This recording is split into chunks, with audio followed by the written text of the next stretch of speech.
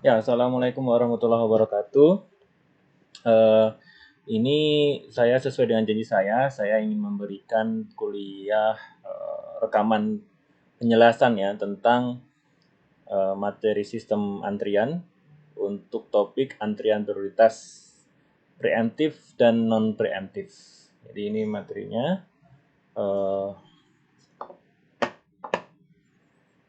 Ini kita buka mulai dari slide pertama ya.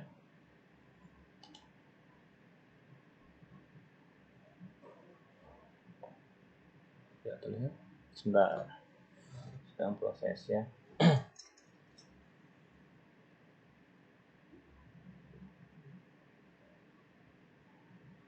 Oke. Saya nggak tahu nih yang terekam sebelah mana. Saya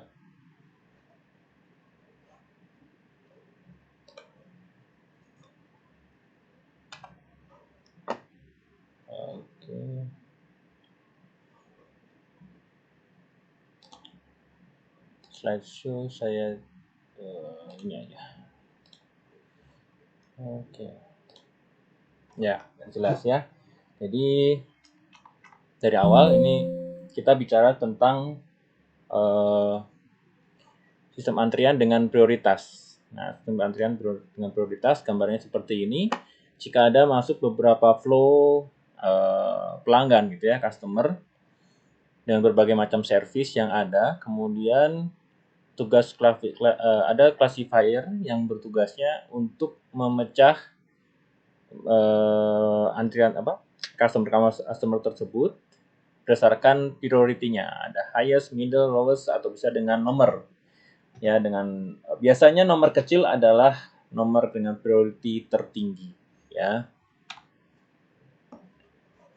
Berikutnya ya, ini adalah paket priority queuing, di mana paket-paket diklasifikasi dan ditempatkan pada antrian dengan prioritas berbeda. Jadi saya sudah jelaskan. Kemudian paket-paket dijadwalkan pada head antrian. Head antrian sebelah sini. Hanya jika semua antrian tidak ada kedatangan dan dengan prioritas lebih tinggi, ya. Jadi kalau misalkan head antrian artinya antrian terdepan, ya. Jadi misalkan ini contohnya di 3 priority ini ada hijau, oranye, dan kuning yang berada di head. Dengan kondisi seperti ini, maka yang akan dilayani terlebih dahulu adalah yang hijau. Ya. Kemudian yang hijau yang besar ini kemudian maju menjadi head lagi. Kemudian selama highest priority ini masih ada paket, maka paket yang dari sini yang akan dilayani, begitu ya. Kalau kemudian ini kosong, paling atas kosong, maka yang tengah kemudian dilayani. Begitu seterusnya. Dan untuk setiap antrian pada prioritas yang sama, maka berlaku mekanisme FIFO ya, first in first out dengan antrian FIFO. Jadi yang pertama masuk dalam antrian ini, maka itu yang dilayani terlebih dahulu. Apa manfaat menggunakan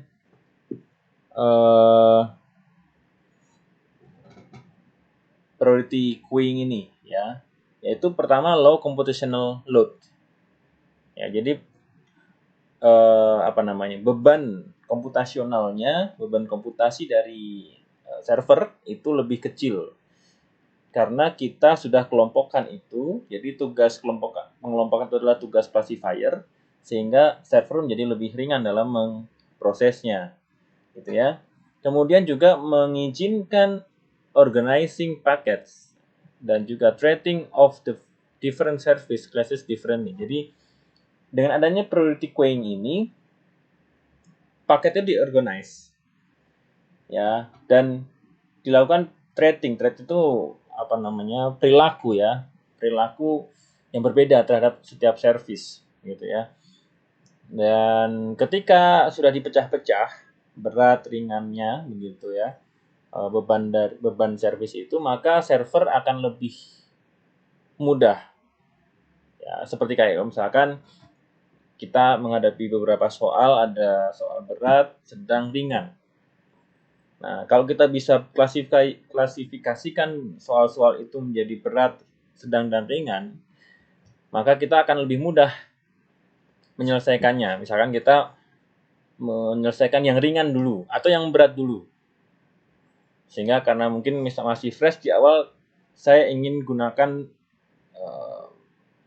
energi saya full untuk mengerjakan yang susah dulu, baru kemudian yang ringan-ringan bisa diselesaikan belakangan. Nah, itu contohnya. Tapi priority queuing juga punya batasan, ya, di mana lower priority traffic may experience excessive delay. Jadi ketika diurutkan jadi yang prioritas tertinggi sampai terendah, maka yang menjadi korban adalah prioritas terendah. Sebagai contoh yang di awal ini, walaupun paket biru muda ini sudah datang duluan dibandingkan paket yang hijau, maka karena prioritas yang hijau ini lebih tinggi daripada yang biru, maka biru akan dilayani belakangan. Nah, sehingga biru ini terjadi delay yang berlebihan, ya, untuk paket yang biru ini dengan lowest priority. Tapi kalau untuk yang highest priority, maka dia tidak akan terjadi delay, begitu. Kemudian starvation for lower priority traffic. Starvation itu artinya kalau diterjemahkan secara bahasa artinya kelaparan, ya. Nah, maksudnya adalah si lower priority ini akan seakan-akan diabaikan atau kekurangan resource untuk melayani daripada yang lower priority packet ini, gitu ya. Dan juga misbehaving high priority flow can affect other flows sharing the same queue. Jadi kalau misbehave itu artinya gini, misbehave atau unfairness gitu ya, ketidakadilan. Jadi kalau yang high priority ini kemudian datang belakangan, tapi karena dia mendapat high priority, maka dia dilayani duluan. Maka ini dia disebutnya misbehaving. Jadi perilaku yang menyimpang begitu ya. Sebagai contoh, kalau Anda antri ya di pom bensin gitu ya, ketika mau mengisi bahan bakar, tiba-tiba ada pengendara moge yang datang belakangan, kita udah ngantri sejam, misalkan ada datang moge belakangan tiba-tiba menyerobot, maka itu dianggap sebagai misbehaving. Nah, di priority queuing ini misbehaving itu diizinkan. Ya, jadi sehingga ada ketidakadilan bagi paket yang memiliki prioritas rendah. Kemudian yang keempat, cannot solve the problem of UDP flows favored over TCP flow during congestion. Ya, jadi untuk UDP ini tidak bisa priority queuing ini tidak disarankan gitu ya, karena kalau UDP itu adalah bentuknya paket-paket, sehingga paket dengan prioritas rendah akan berpotensi tidak akan dilayani. Ya, walaupun di UDP sendiri ada solusi untuk yang priority queuing ini dengan adanya timeout ya. Dengan adanya timeout itu, maka ketika dia sudah menunggu terlalu lama, maka dia akan tetap dilayani walaupun prioritasnya rendah. Oke. Nah, kemudian kita langsung ke implementasi dan aplikasi untuk priority queuing ini. Ya, antrian prioritas umumnya dikonfigurasi dalam dua mode. Antrian prioritas dengan yang ketat, yang dua adalah laju antrian dikendalikan antrian prioritas. Aplikasi antrian prioritas yaitu dapat meningkatkan stabilitas jaringan selama periode kongesti, mendukung pengiriman kelas layanan high throughput, low delay, low jitter, dan low loss, asalkan pengondisian lalu lintas dilakukan di tepi untuk mencegah antrian dengan prioritas lebih tinggi. Di tepi itu artinya classifier itu berada di edge node-nya ya, di switch atau di router begitu ya. Sehingga di intermediate network node-nya itu sudah mengetahui prioritas paketnya untuk mana yang lebih dulu dilayani gitu, sehingga mencegah adanya antrian yang berlebih. Nah, untuk selanjutnya ini dari materi yang sebelumnya menggunakan bahasa Indonesia ya. Ini saya akan menjelaskan dalam bahasa Inggris yang barangkali akan lebih mudah begitu ya menangkapnya. Saya ubah ke pen. Oke. Ya, antrian prioritas ini menggunakan asumsi maaf. Ini hapusnya mana?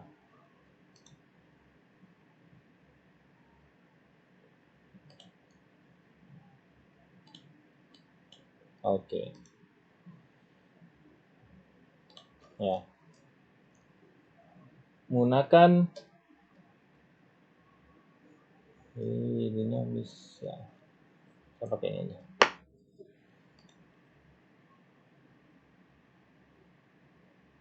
Oke. Jadi menggunakan asumsi model MG1. Ya, di mana ya jadi kalau kita kembali ke atas di sini ini menggunakan model MG1 ya. Kalau kita pecah lagi berarti untuk higher priority-nya MG1, middle priority-nya MG1, lowest priority-nya MG1 ya. Hanya dia menggunakan beberapa priority. Kemudian consider ya, bayangkan adalah sebuah antrian MG1 di mana customer dibagi menjadi K priority. Yang di mana K kecil adalah 1, 2, 3 seterusnya sampai K. Ya, kelas 1 ya atau kelas paling dengan nilai K terkecil memiliki highest priority ya. Mempunyai highest priority. Dan kelas K besar itu memiliki prioritas terendah. Dengan masing-masing arrival rates-nya adalah lambda 1 sampai lambda K. Jadi setiap prioritas itu memiliki lambda atau arrival rates berbeda-beda ya. Kita anggap berbeda-beda. Boleh nggak sama? Boleh. Ya tergantung nanti yang diketahui seperti apa. The expectation and second moment. Jadi ini adalah satu kesatuan ya. Jadi ada second moment ya. Aja. Expectation and second moment of the service time of different classes.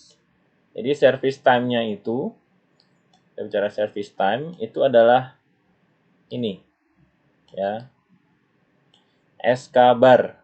SK bar, jadi classesnya K, jadi kalau misalkan untuk K sama dengan 1, maka S1 bar, S2 bar, S3 bar, seterusnya sampai SK besar bar, gitu ya. Jadi membaca kalimat ini adalah the expectation and second moment of the service time of different classes ya.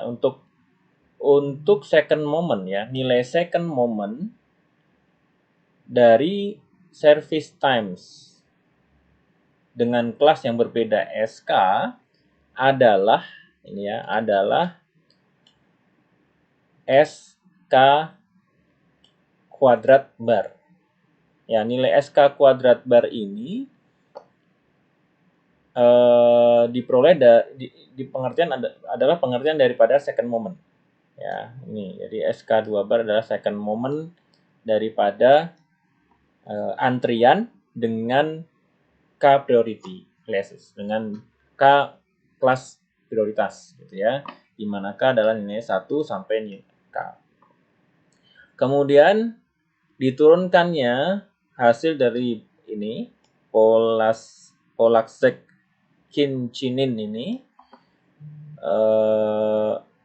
untuk jenis antrian ini priority queuing ini. Catatannya adalah priority queuing ini menjadi penting di telecommunication system karena di komputer system itu terjadi ya kejadiannya, operasinya itu terjadi dalam waktu yang lama. Ya, Anda mungkin ingat ketika ada keterangan terjadi dalam waktu yang lama, maka ini kita anggap sebagai kondisi steady state ya, steady atau stabil atau apa namanya, tunak begitu ya kalau bahasa Indonesianya gitu ya, steady state, stabil dan seterusnya. Kemudian we are focusing on the so-called time priority.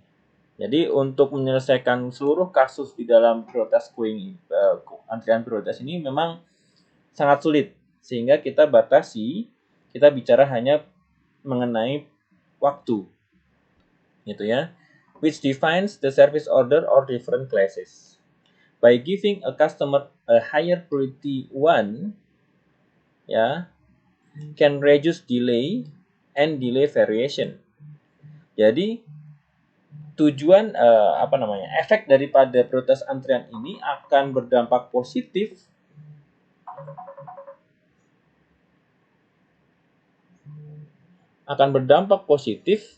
terhadap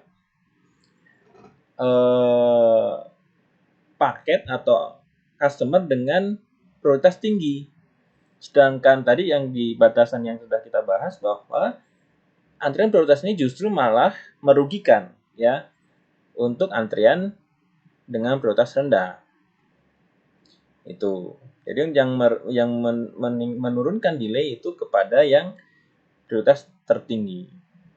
For finite size quiz ya, di mana finite buffer. Jadi buffer itu antrian ya, antriannya terbatas, maka ada isu yang muncul ya terhadap control overflow. Kemudian adanya peningkatan peningkatan overflow ini, kemudian ada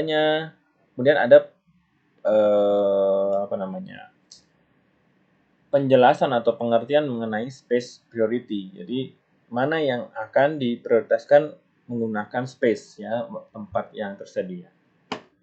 Begitu. Nah, kita pertama bicara tentang jadi priority itu antrian priority ya.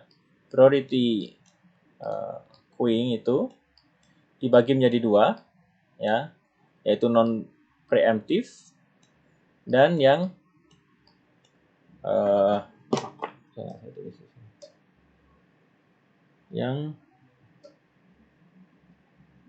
preemptive ya.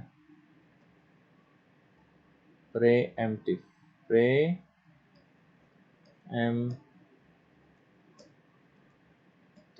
ya.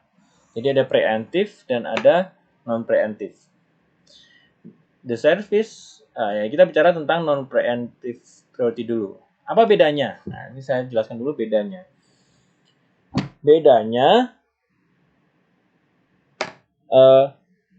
Untuk non preemptive, the service of customer being served is completed even if the customers of higher priority may arrive. Jadi kalau gimana ya? Saya ambil contoh tadi di pom bensin ya. Ketika ada misalkan kendaraan itu dibagi menjadi 3 kelas, kelas moge, kelas motorsport, dan kelas motormatic gitu ya. Di mana kelas moge itu memiliki antrian prioritas tertinggi, kelas motorsport itu kedua, dan kelas matic itu ketiga. Pada suatu saat begitu ya, si motormatic ini datang duluan. Tidak ada motorsport dan tidak ada motormatic. Kemudian matic ini kemudian dilayani oleh petugas pom bensin gitu ya, sedang mengisi pom bensin. Nah, tiba-tiba ketika pengisian itu motorsport datang. Nah, ketika kondisi yang seperti itu, untuk kasus yang non preemptive itu si motormatic akan menyelesaikan dulu pengisian bahan bakarnya. Kalau sudah selesai baru motorsport yang dilayani.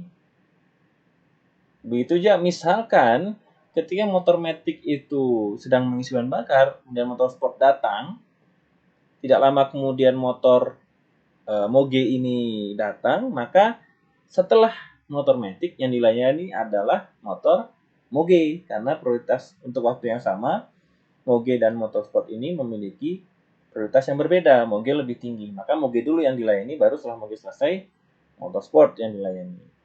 Nah, beda halnya dengan preemptif. Kalau preemptif itu ada interupsi, ya, ada interupsi, ada interrupt. Jadi ketika tadi motor Matic sedang mengisi bahan bakar, Motorsport datang. Nah, untuk kasus preemptif, maka yang motor Matic ini kemudian dihentikan pengisian bahan bakarnya. Stop dulu, di pause begitu. Kemudian Motorsport yang dilayani. Ketika Motorsport dilayani, kemudian Moge datang, maka Motorsport juga akan di stop dulu. Pindah ke antrian, kemudian Moge yang dilayani.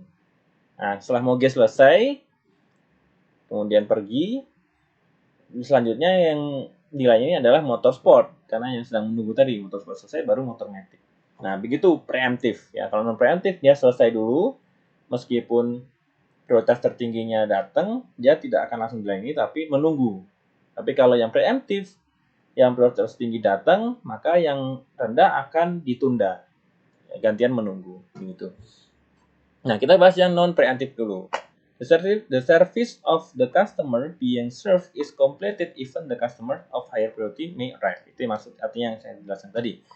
Kemudian setiap prioritas memiliki separated queue, ya, punya antrian yang berbeda. Ketika server itu free, bebas, tidak melayani siapapun, maka customer dari from the head ya of highest priority non-empty queuing enters the server.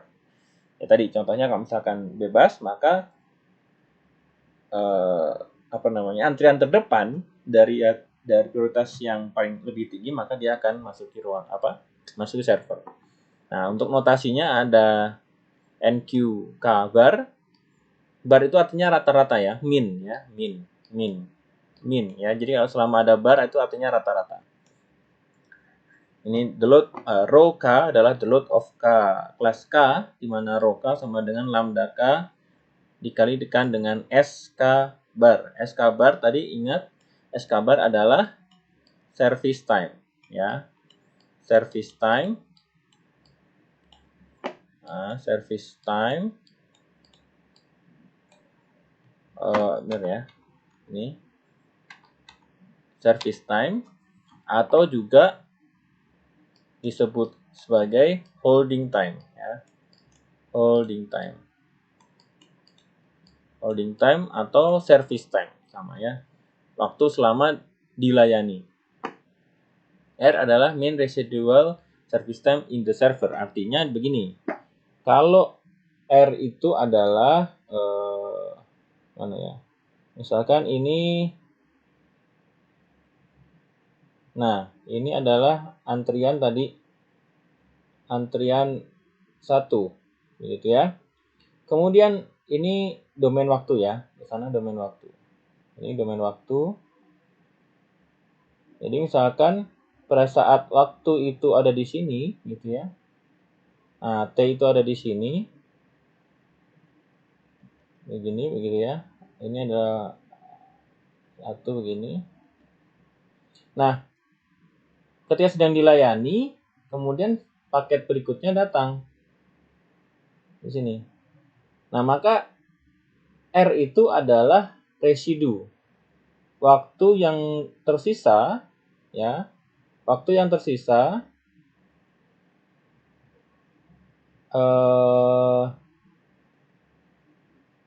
waktu yang tersisa sebelum request itu ya, customer itu selesai dilayani gitu ya. Jadi ini waktu berjalan ke sana. Jadi segini, ini sedang di sini, maka ini holding time-nya total adalah segini. Maka ini adalah yang sudah dilayani bagian sini. Nah, ini adalah residunya. Ini adalah residunya. Nah, begitu ya. Mudah-mudahan jelas nih gambarnya ya. Nah, terjadi kondisi stabil di antrian jika ada syaratnya total row nilainya kurang dari 1 atau nilainya negatif. Antara 0 dan 1 gitu ya. Antara 0 dan 1. Oke. If the condition is violated, tidak terpenuhi, maka antrian termasuk dalam antrian dengan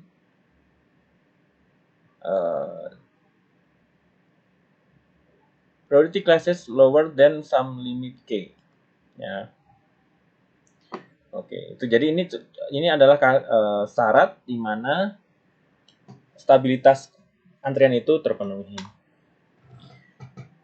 Lanjutannya adalah dengan cara yang sama, maka dilakukan penurunan rumus ya, sehingga diperoleh rumus W1.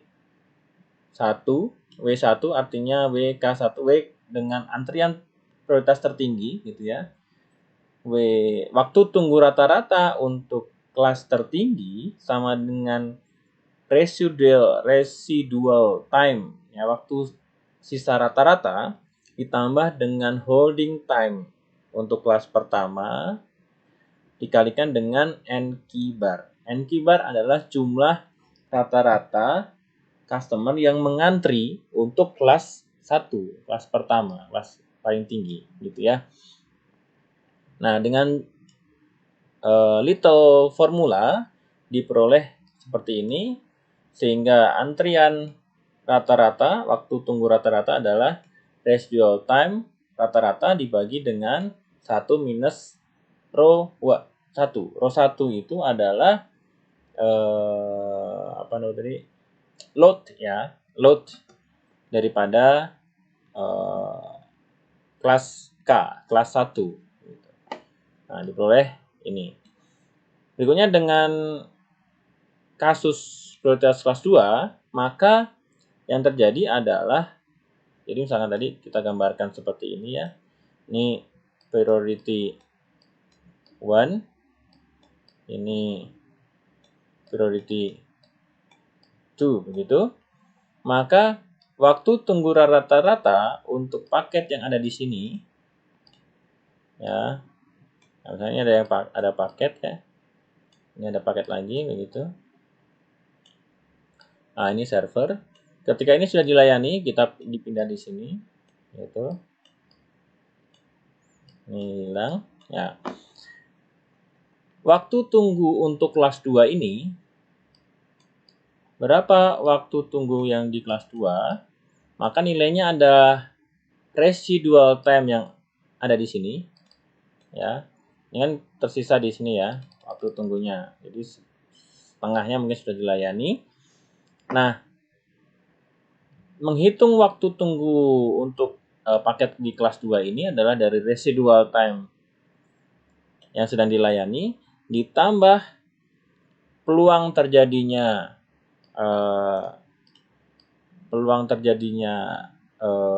antrian di prioritas pertama ya. Ini ya. Ditambah dengan mungkin juga ada di sini ya. Nah, peluang adanya paket di antrian di kelas yang sama, kelas 2, ditambah lagi dengan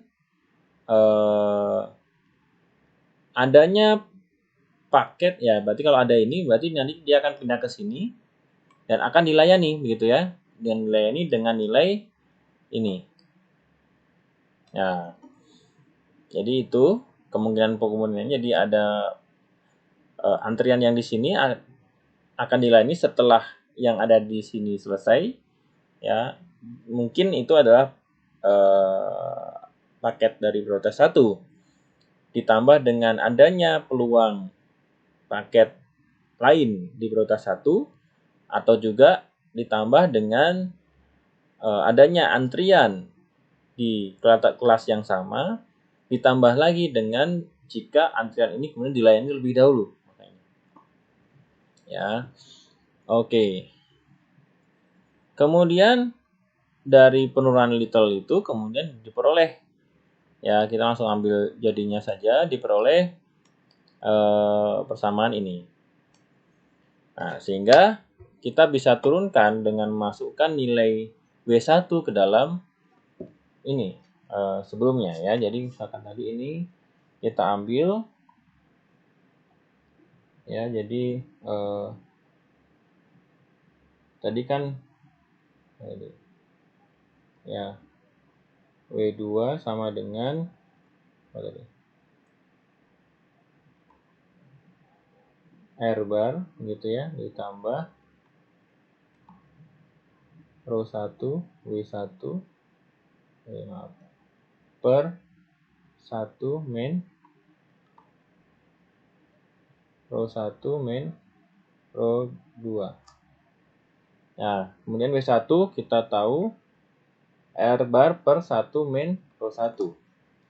Maka sama dengan ya R bar per 1 min row 1 min row 2 ditambah row 1 kali R bar per 1 min row 1.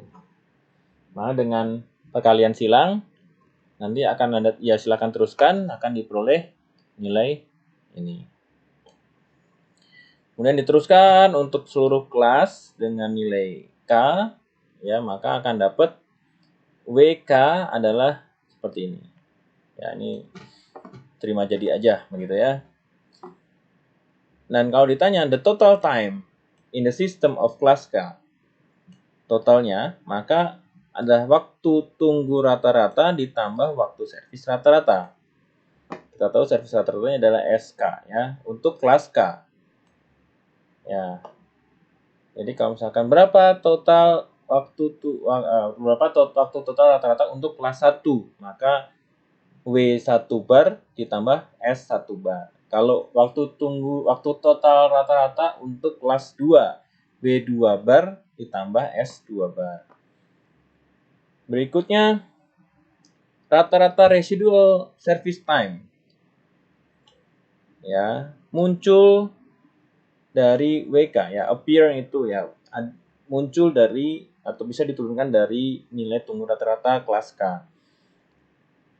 Ya, dan diperoleh nilai R bar adalah ini. Ya, tuh. Itu.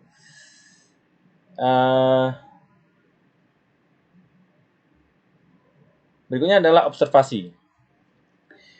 Analisis tidak dapat. Jadi kalau ini mau diselesaikan seluruh kasus ya, di kasus priority queuing ini, non preemptive ini, maka analisis itu dapat dilakukan dengan mudah ya.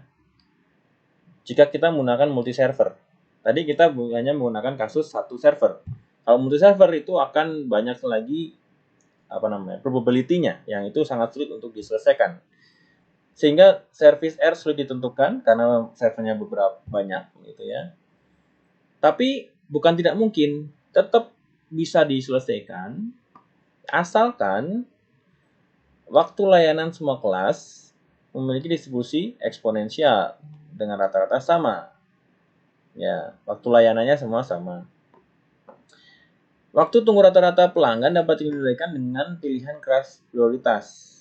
Contohnya misalkan jika prioritas tertinggi diberikan pada pelanggan yang memiliki waktu layanan tersingkat, maka waktu tunggu rata-rata seluruh populasi pelanggan akan diminimalkan.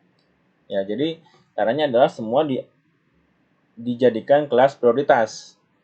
Tidak ada kelas di bawahnya, maka hasilnya akan sama aja dengan FIFO ya yang kita bahas sebelumnya, MC1 gitu. Atau kita bandingkan, contoh misalkan di mesin fotokopi. Biasanya seseorang dengan layanan satu halaman, misalkan ada yang itu diberikan prioritas ya bagi mereka yang mengambil jadi gini, misalkan ada petugas yang sedang ngopi laporan yang tebal, tugas akhir begitu ya. Tiba-tiba ada mahasiswa yang datang pengen ngopi 1 lembar. Maka itu yang didahulukan. Ya, pasti kenapa? Karena antriannya akan lebih cepat begitu ya, total antriannya.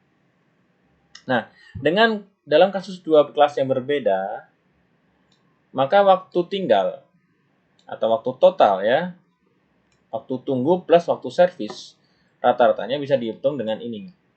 Nah, coba Anda selesaikan. Misalkan ini kita anggap ya kelasnya sama, maka rate kedatangannya juga sama, maka akan menghasilkan T-bar. Tapi kalau Anda gunakan kelas yang berbeda, artinya service time 1 lebih kecil daripada service time 2, maka akan diperoleh T bar lebih kecil.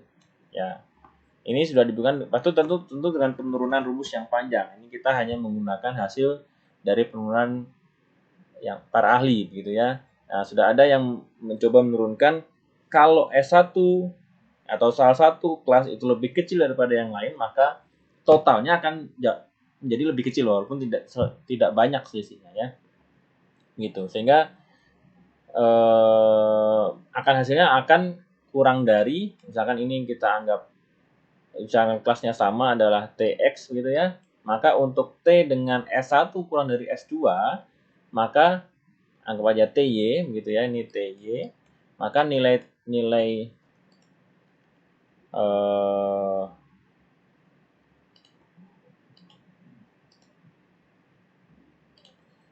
TY bar akan lebih kecil daripada TX bar. Syaratnya adalah S1 kurang dari S2. Waktu tunggu kelas prioritas tertinggi tergantung pada layanan lalu lintas kelas bawahnya. Ya, karena non preemptif berarti kelas bawah tidak sepenuhnya tidak terlihat. Ya, jadi meskipun non preemptif ya, meskipun dia punya kelas yang bawah, bukan berarti kalau yang kelas bawah itu tidak akan dilayani selamanya, tapi tetap akan bisa dilayani asalkan dia datang lebih dulu daripada kelas yang lebih tinggi, begitu maksudnya. Oke, ini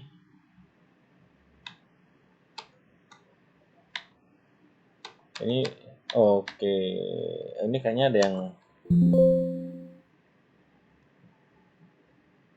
oke, sebentar. Sebelumnya saya sudah ubah, belum ke save kayaknya ya. Oh, belum ke save. Ini sudah.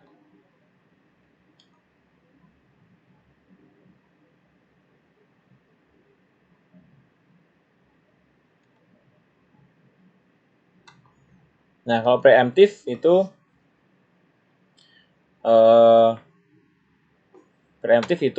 tadi ya, preemptif itu kalau misalkan ada yang dilayani maka diserobot gitu ya. Nah, kita langsung ngambil ke contoh kasus saja ya. Saya coba